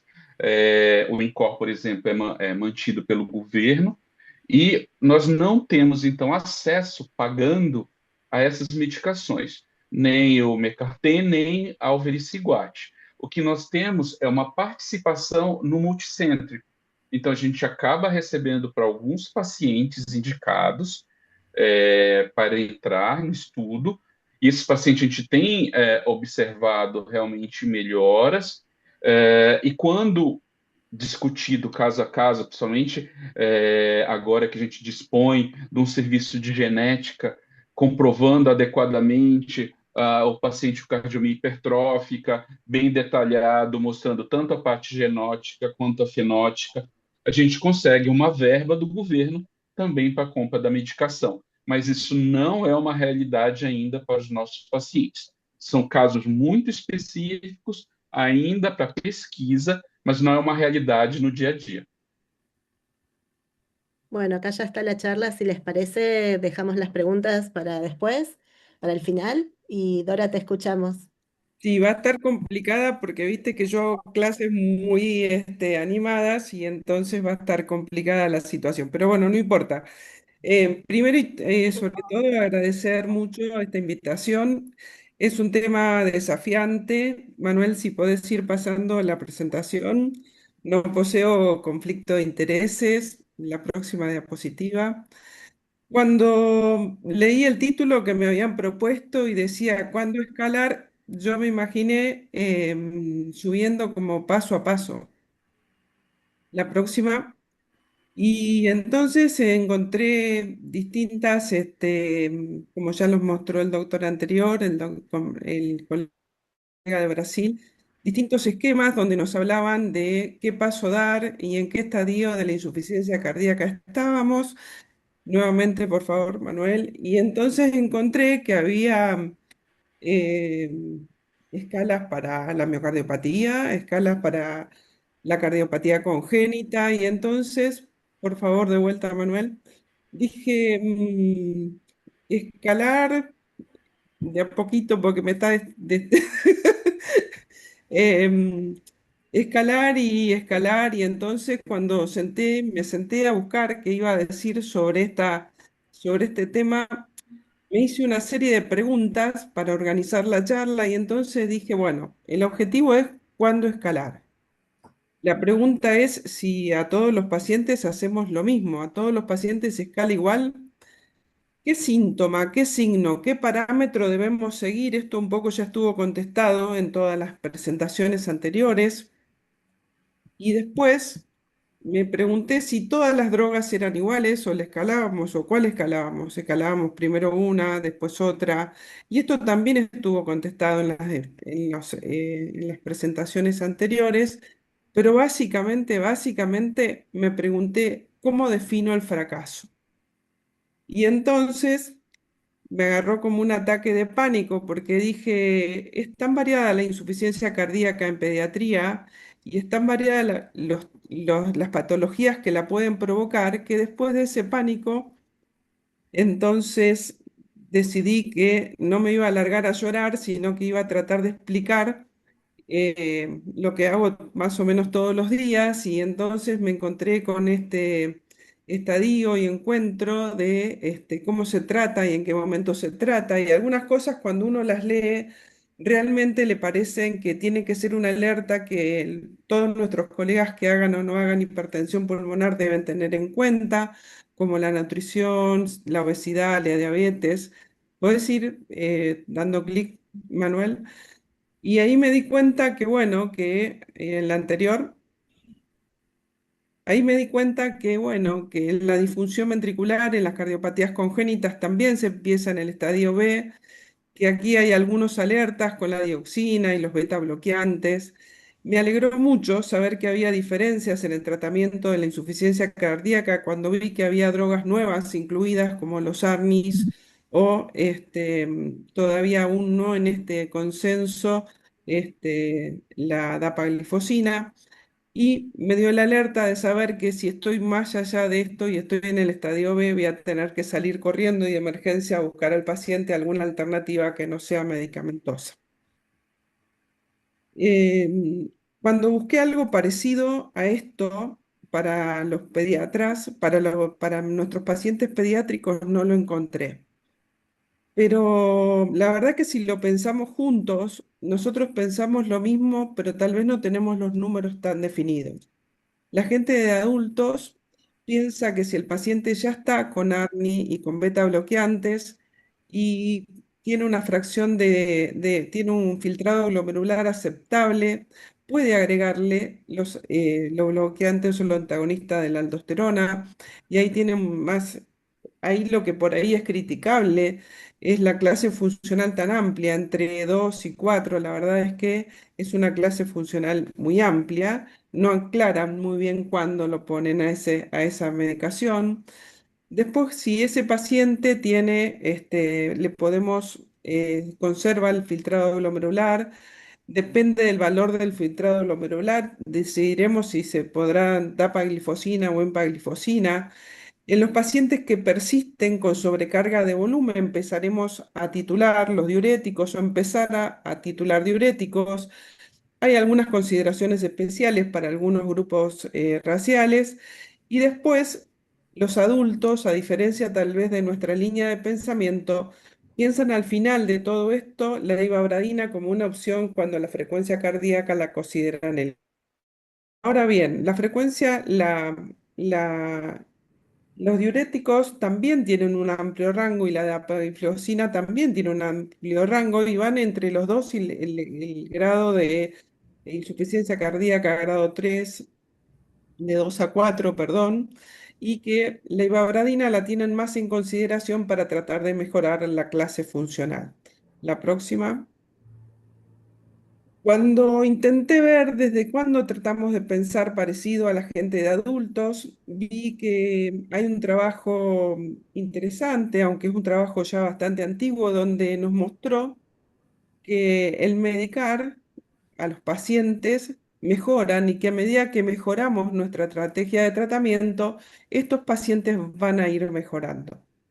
Ahora bien, cuando empecé a ver desde cuándo empezábamos las dioxinas, desde cuándo empezábamos a tratar al paciente y con qué drogas o desde cuándo la usábamos, la verdad es que me llamó la atención porque tenía la sensación de que la dioxina se había usado mucho más, mucho tiempo antes.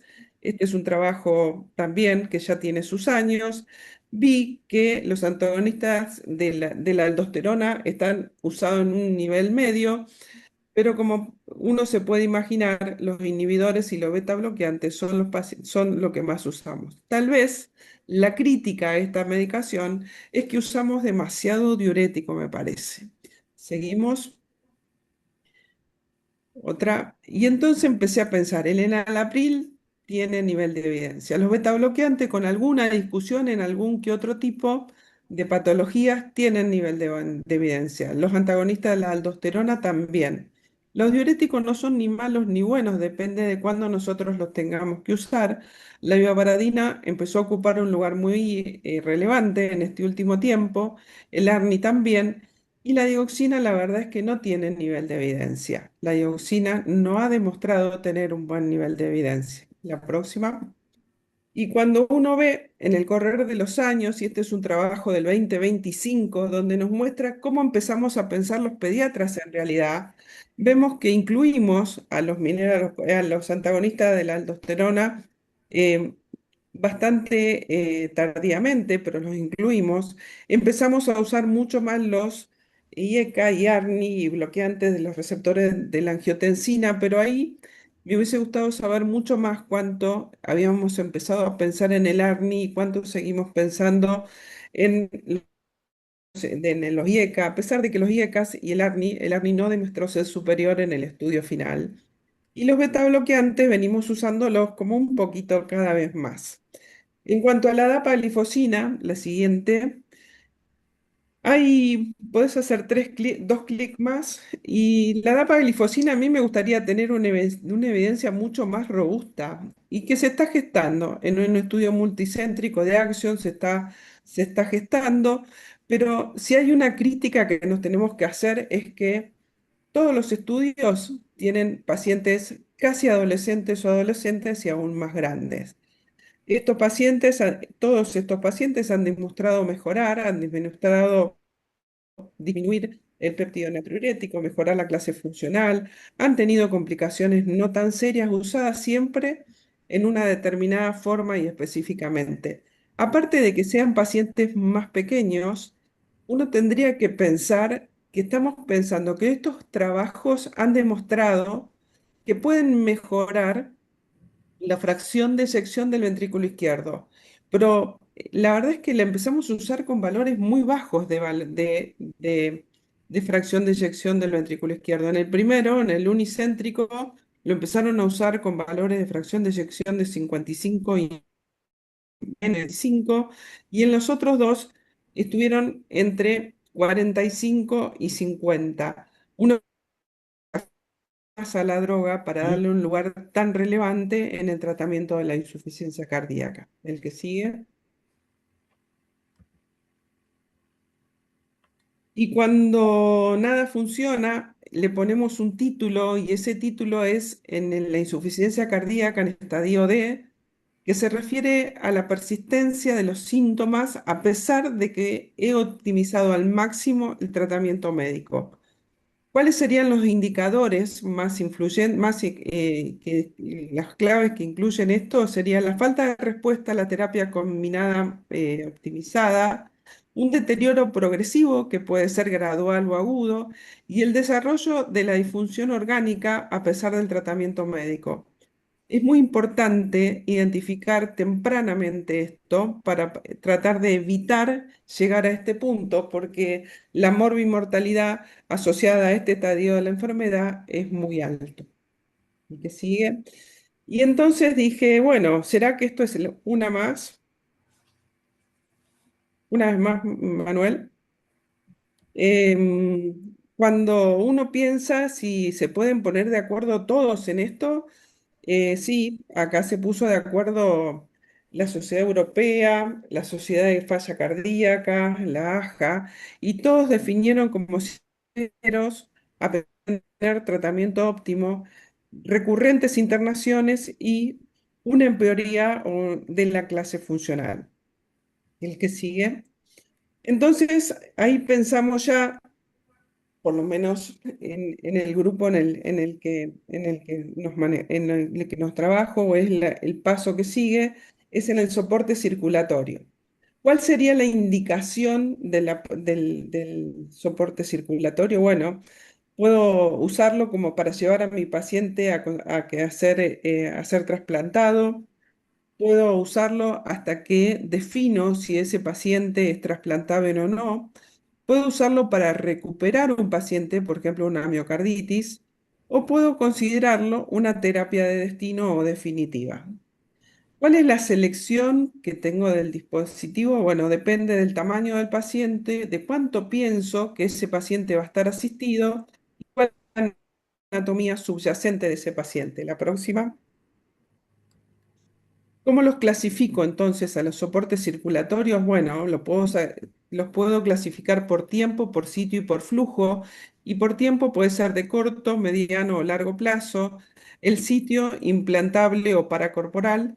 Y el flujo puede ser pulsátil o continuo. La próxima. Esto lo presentó Manuel y es el Intermax, que en realidad se usa mucho o es más usado cuando uno quiere definir qué tipo de asistencia le pone al paciente, ya que en la clínica diaria son más fidedignos la escala de Ross o de la American Heart. Próxima. En los dos primeros estadios, en el estadio 1 y 2, o sea, sería si la escala de Intermax es 1 o 2, estos pacientes en general son clasificados como los pacientes que van a requerir una asistencia a la brevedad y entonces va a ser una asistencia a corto plazo para definirlo, una más. Y estos son pacientes que están dependientes continuamente de inotrópicos, no así teniendo un deterioro progresivo una vez más y otra vez más. Entonces, este Intermax me va a permitir a mí un VAT de corta duración o de larga duración, definirlo en esta clasificación. Si pasa a la próxima. Entonces, muchas veces tenemos que hacernos un esquema mental de cómo podemos dividir esto y el soporte puede ser necesario solo por problemas cardíacos o por problemas cardiopulmonares y entonces iremos definiendo si es un paciente para ECMO que se recupera del pulmón y entonces lo podemos poner en una asistencia cardíaca solamente y después definiremos por tiempo si yo pienso que ese paciente va a tener menos o más de 2 semanas para la recuperación y así se va deslizando todo el diagrama hasta llegar finalmente siempre a al mismo puerto. O el paciente se recupera, o es una terapia de destino, o mi paciente espera o es trasplantado. La próxima. En el último Pedimax que fue publicado, presentaron resultados muy interesantes porque vemos que les va mucho mejor en la sobrevida a las miocardiopatías que a a las cardiopatías congénitas. Y si miramos separadas las cardiopatías congénitas de las miocardiopatías y vemos cuántos viven, cuántos se mueren y cuántos llegan al trasplante, vemos que en todos los casos es mucho mejor la miocardiopatía que la cardiopatía congénita. Seguimos. Nosotros en el Hospital Garrahan tenemos dos experiencias importantes, una es con ECMO pretrasplante y la otra es con asistencia. El ECMO pretrasplante en los últimos 5 años se han incluido 7 pacientes con una edad promedio de 9 años, mayormente varones, con el diagnóstico de miocardiopatía dilatada en la mayoría de ellos, con canulación periférica en la mayoría de los casos con un tiempo de ECMO de 10 días y un tiempo de internación en la terapia de 45. Tuvieron complicaciones que fue trombosis e infecciones y la sobrevivencia de estos pacientes fue del 90%. Uno solo falleció post-trasplante debido a complicaciones trombóticas arteriales y un síndrome compartimental secundario a la canulación por el ECMO. La que sigue. En cuanto a la experiencia de BAD, de Berlin Heart fundamentalmente, y de hardware, nuestro último paciente en este sistema fue ya hace bastante tiempo, hace 7 años, porque, bueno, hemos mejorado la procuración, hemos mejorado algunos otros parámetros de los pacientes, pero básicamente por una cuestión de costos. La experiencia previa nuestra eran 50 pacientes, 2 de los cuales se recuperaron y 48 se trasplantaron. El peso medio de estos pacientes fue de 19 kilos y la edad media de 80 meses. La que sigue. El diagnóstico fue en la mayoría de los casos miocardiopatía dilatada seguida por miocardiopatía restrictiva. En el caso de la miocardiopatía restrictiva, todas las indicaciones fueron para disminuir resistencias vasculares pulmonares y tratar de que sean candidatos a trasplante. La mayoría de los casos fueron biventriculares y la mayoría de ellos fueron trasplantados. La que sigue. Este trabajo tiene, tiene la visión de que vemos pacientes que son los pacientes que nos traen problemas a nosotros, que son los pacientes pequeños. Y otra cosa por la cual puse esta diapositiva Fue porque por primera vez vemos ahí en ese diagrama que aparece el banding de la arteria pulmonar. Y en un grupo de pacientes muy pequeños, pacientes que son difíciles de asistir y difíciles de trasplantar, por lo menos en Argentina, por la donación. La que sigue. Este grupo italiano demostró que estos pacientes tenían una muy buena sobrevida. De hecho, en el tiempo de la sobrevida post-trasplante, post-banding, la sobrevida en este grupo fue del 100%, le fue mejor que al Berlin Heart. ¿Sigue? Después seguí buscando, porque es un tema el cual estamos trabajando en el grupo, y encontré el trabajo fuente, el trabajo que presentaron el grupo alemán, donde describieron por primera vez el banding en la arteria pulmonar, y el banding de la arteria pulmonar fue aumentando gradiente a partir de días, la fracción de eyección mejoró, el diámetro telediastólico del ventrículo izquierdo disminuyó, los niveles de NT-proBNP disminuyeron, y en este grupo de 12 pacientes, 2 pacientes fallecieron. No es poco, pero pensemos que en este grupo de pacientes, en los pacientes muy pequeños, por lo menos en nuestro hospital, aproximadamente entre el 50 y el 60% fallecen. Bueno, ahí las gráficas de este mismo trabajo, viendo cómo mejoró la fracción de eyección en el post-alta y en el seguimiento, y cómo bajó el NT-proBNP. Ahora fíjense qué interesante, porque después del banding hay una elevación del BNP que es casi superior al previo a la cirugía. Esto seguramente lo tendremos que interpretar como la injuria que recibe el ventrículo derecho, y es por eso que el ventrículo derecho tiene que ser muy bien evaluado previamente a la indicación del banding de la arteria pulmonar. ¿Sigue? Este otro trabajo, que es un trabajo también del grupo primero, que lo había, del que les nombré al principio, donde aparecía por primera vez el banding. Este trabajo es un trabajo prospectivo y es muy interesante.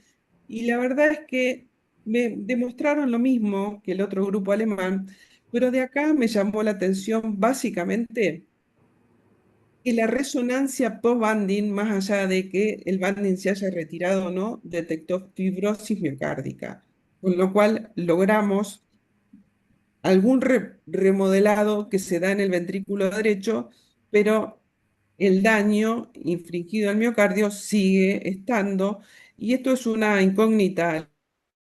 Vemos qué va a suceder con esa fibrosis. La próxima. Acá vemos cómo mejoró la fracción de eyección del ventrículo izquierdo, y vemos cómo pasaron más de 120 días para que eso llegue a niveles óptimos. La que sigue. Acá vemos cómo disminuye la fracción, el volumen de fin de diástole del ventrículo izquierdo, y también ellos demuestran como dato que no aparece en los otros estudios, cómo disminuye la insuficiencia de la válvula mitral. Lo que sigue. Y ahora un pantallazo de trasplante cardíaco pediátrico en Latinoamérica. Y la verdad es que es complicado buscar un poco de bibliografía sobre esto, sobre todo porque creo que no es que no se haga, sino que publicamos poco. Y entonces hay un documento el del DONASUR que en nuestro país está publicado en la página del INCUCAI, la que sigue. Y entonces decidí ver qué porcentaje de estos trasplantes eran trasplantes cardíacos. Fíjense que Brasil encabeza como país en los trasplantes en general, sigue México, Argentina, Colombia, Chile, y se van disminuyendo. Y el trasplante cardíaco, una más, por favor. El trasplante cardíaco es el color celeste que estaba ahí arriba. Ahora bien, si nosotros vamos a buscar solamente los pacientes entre 0 y 19 años, una más, vemos que es la línea finita, la línea negra y la línea verde agua que está abajo del todo, y que desde más o menos hace 10 años, excepto en la época de la pandemia, esta procuración y este número de pacientes se mantiene estándar. Esto puede tener múltiples observaciones, porque uno puede pensar que esos pacientes son los mismos porque mejoramos las terapéuticas, son los mismos porque logramos tratarlos mejor y llegan mejor, pero también podemos pensar que son los mismos porque son siempre las mismas regiones las que pueden llegar a centros de alta complejidad para alcanzar el trasplante. El que sigue. Los datos de Argentina, estos son datos totales de trasplante cardíaco. Volvé a presionar.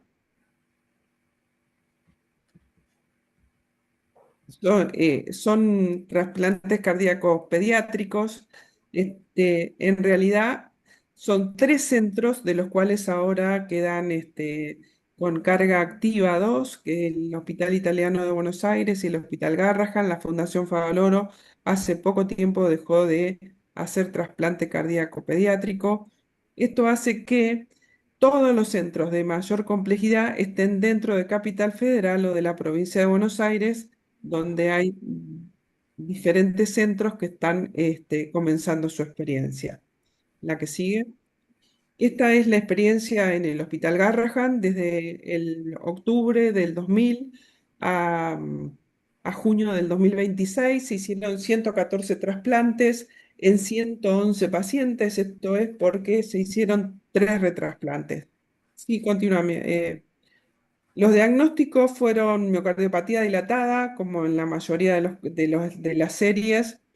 Fueron miocardiopatía no compacta, un alto porcentaje de restrictivas, las hipertróficas y las displasia arritmogénica de ventrículo derecho son un pequeño porcentaje, pero porque recién estamos comenzando a abordar estos pacientes, las cardiopatías congénitas y los retrasplantes.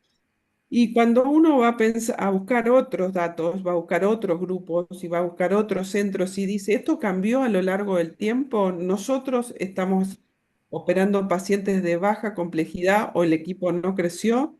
Y en realidad cuando uno ve esto, y esto es una publicación del año 2024, vemos que las cardiopatías congénitas van creciendo en su indicación.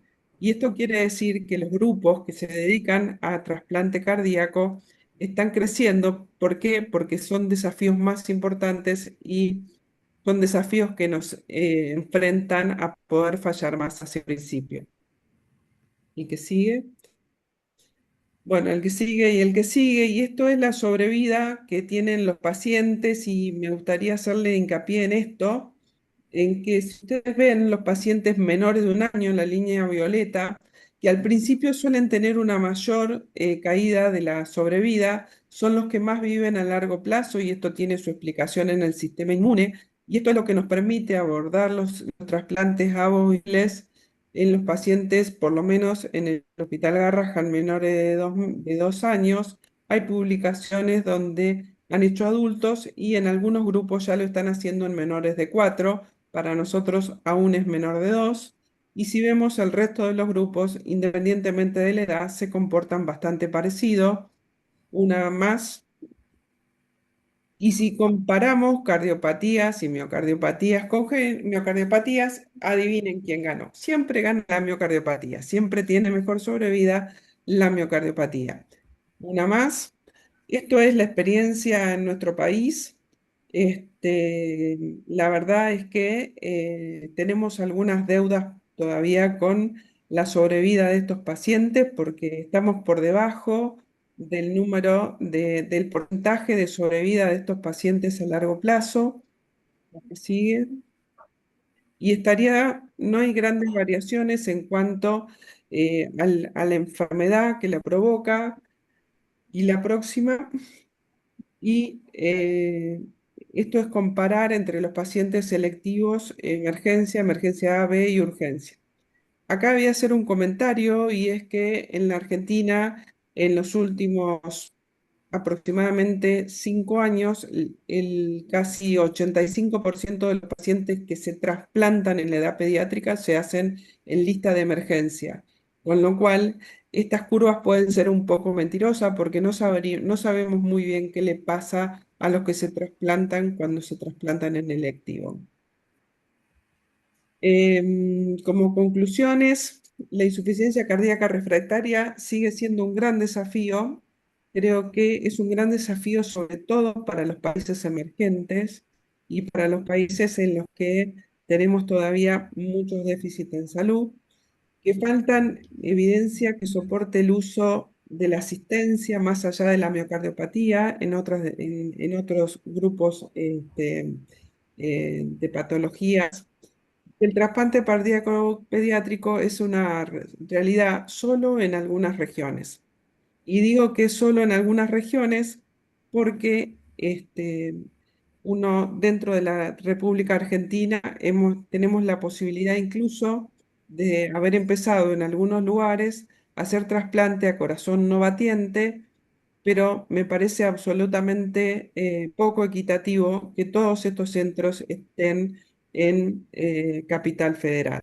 Como dice una frase, Dios está en todos lados, pero en la Argentina atiende en Buenos Aires. Muchas gracias. Excelente, Dora. Muchísimas gracias. Gracias, Dora. Manuel, ¿tú puedes compartilhar conosco la encuesta de QR Code, por favor? Enquanto vamos a responder las preguntas que nos tienes aqui, algumas já respondemos em próprio webinar, como o BNP e Fabradina, entre outras. Mas gostaríamos de responder a doutora Maria Verônica. Acredito que doutora Dailson, doutor Manuel ou doutora Dora podem falar rapidamente sobre un poquito de lo resgate funcional de Conlevos y Mendana. Bueno, empiezo, parece, en la estrategia que usan nuestros terapistas del levosimendan es básicamente en los pacientes que no están agudos. En el paciente agudo, lo que utilizamos son la milrinona, la adrenalina, depende del vasopresor que utilicen, pero una vez el paciente estabilizado y si es que logra esa estabilidad, lo que usamos el levosimendan es como la opción a darle al paciente un inotrópico que no requiere una invasión continua y nos permita este, mm, y nos permita comenzar nuevamente a escalar la vía oral. No lo usamos de rutina, no lo usamos en el paciente agudo. La verdad es que este es el esquema que usamos en el lugar donde trabajo. Sí. Muy bien. Adailson, Totalmente de acuerdo con lo que acaba de decir la doctora Dora Hack. En algunos países tenemos algunas dificultades porque no tenemos el registro INVIMA o el registro, la autorización legal en cada país para utilizarlo con esta indicación en pacientes pediátricos y tenemos que hacer múltiples justificaciones, notas en la historia clínica, aportar todas las referencias bibliográficas para que nos lo autoricen y podamos usar el levosimendan en las indicaciones que se comentaron. Esa es una de las razones por las cuales nuestro grupo de trabajo quiere fomentar y apoyar la creación de clínicas de falla cardíaca pediátrica en los principales centros en algunas ciudades latinoamericanas y para ello pues los invitamos a ser parte de nuestro grupo de trabajo y a que podamos organizar la asesoría de dichas clínicas de falla cardíaca pediátrica que nos faciliten acceder a ciertas terapias tanto básicas como avanzadas en el manejo de estos pacientes. e claro, Adailson, Complementando a pergunta do levosimendan, nós temos realmente uma experiência muito grande, principalmente nos portadores de cardiopatia congênita adultos, pacientes muitas vezes com fontanel falido, tetralogia de Fallot, falido, TCGA falido, que não conseguem ainda ficar em casa por tempo determinado sem piora da insuficiência cardíaca, a gente tem um protocolo agora deles fazerem levosimendan via hospital dia. Eles vão uma vez, recebem o levosimendan e voltam para casa, sem necessariamente ficar internado. Isso ainda é um protocolo nosso, piloto lá, ainda não está disponível em todos os serviços do Brasil, mas a gente tem visto realmente uma melhora, principalmente em não hospitalizar nossos pacientes, então, infecção, a própria retirada do convívio da família, então acaba tendo outros benefícios além da própria ação da droga na insuficiência cardíaca. Muy bien. Bueno, Mariana. Hay una de las preguntas en el chat que me parece interesante. No sé, Ana, si querés que la lea. Perdón, quiero solamente muy cortito. Hay un profesional que fue el primero que hizo la pregunta y Ujú. no está aclarado el nombre, pero bueno, solo para comentarle que la doctora Gabriela Pereira la contestó a través del chat. Hay un apartado de preguntas y respuestas y ahí van a encontrar algunas respuestas, ¿sí? A menos que no sé, que Gabriela quiera contestarla también aquí en vivo. Sí, Gabriela tenía levantada la mano. Sí, sí. Perfecto, adelante. Ya había Perdón, levantado. perdón, para los que están viendo el chat, dice pendiente y respondida. En respondida están las respuestas de la doctora Gabriela. Como que Había Perfecto, Mariana, gracias. levantado la mano para comentar sobre levosimendan. En el centro donde yo trabajo en México, nosotros tenemos bastante experiencia usando levosimendan, desde lactantes hasta adolescentes. En general, con los pacientes más pequeños no hemos notado este efecto que es muy evidente en el adulto, que se puede administrar un pulso de levosimendan y a las 2, 3 semanas una nueva administración por el efecto residual que tiene este fármaco por ese tiempo, pero en pacientes adolescentes, escolares, sí hemos notado esto. Por ejemplo, la última paciente que trasplantamos, cada 2 semanas, 3 semanas recibía un pulso de levosimendan y sí teníamos este efecto, ¿no?, de mejoría durante este tiempo que nos permitía incluso egresarla y que regresara para la administración. En los pequeños lo hemos usado con bastante frecuencia en pacientes con cardiopatía congénita o algunos otros con miocardiopatía, sobre todo dilatada, y hemos tenido un buen resultado, nada más que si no hemos notado este efecto con esta larga duración que está reportado en adultos. Muy bien. Perfecto, Gabriela. La siguiente pregunta, tú puedes también acompañar del doctor Luis Ernesto Ponce. En nuestro medio las EPAs autorizan pro BNP, ¿qué valor sería ideal? ¿Y para qué BNP no se autorizan? Bueno, realmente pues ya habíamos contestado parcialmente esta pregunta. Realmente la respuesta yo les recomendaría que utilicen de las dos biomarcadores el que tengan disponible en su institución y que puedan utilizarlo para el diagnóstico inicial y para el seguimiento. Si en mi hospital tengo BNP, pues voy a pedir este. Si tengo NT-proBNP, pues lo voy a solicitar, pero me mantengo en ese mismo biomarcador para el seguimiento.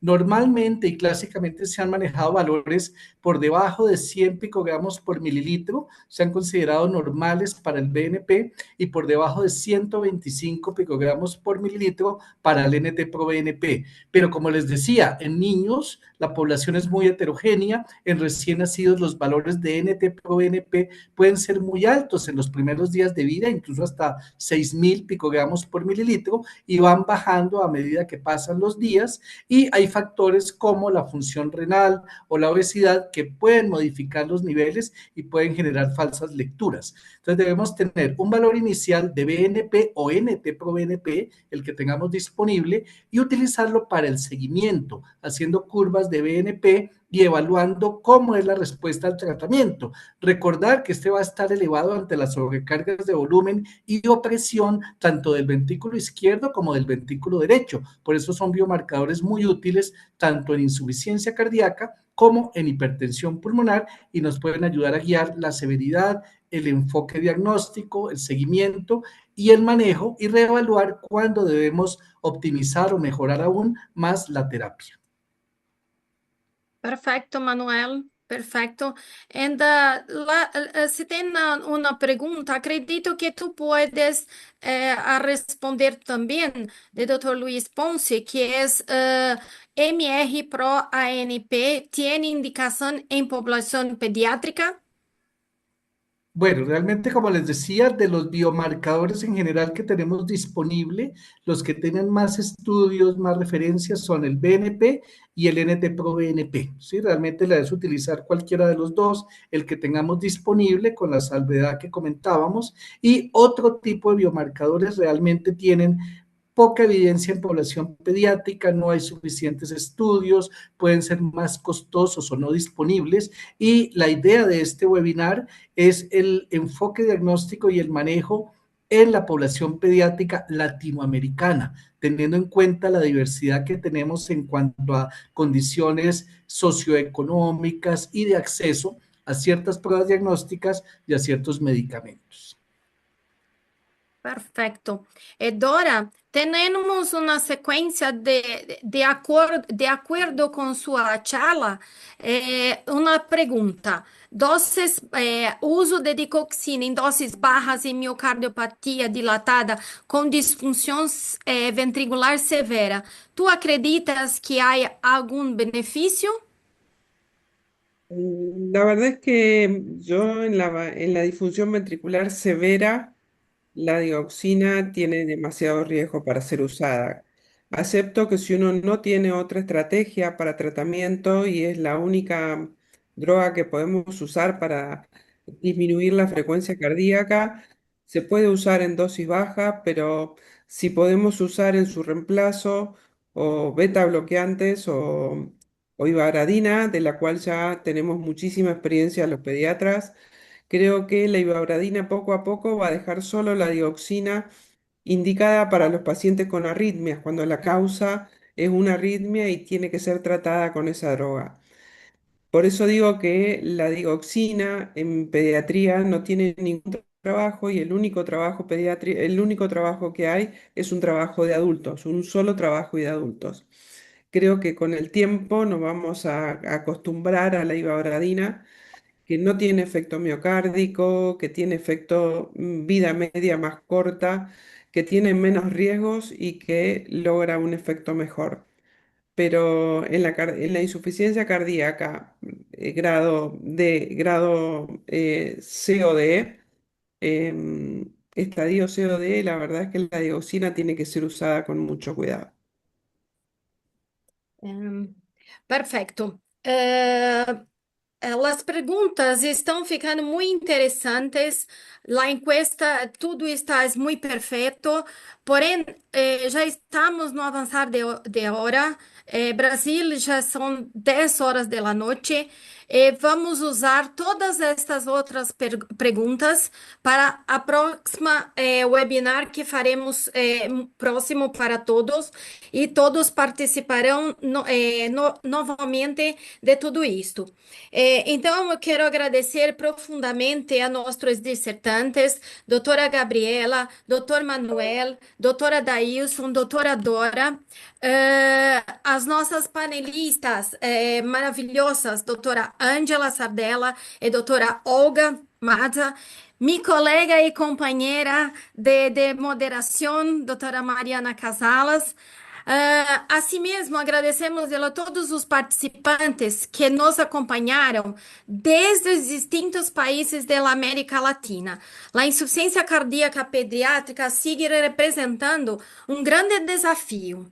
certo? Pero encontremos com estes, nos recuerden que é trabalho colaborativo, a educação continua e a cooperação regional são ferramentas fundamentais para melhorar a vida de nossos pacientes.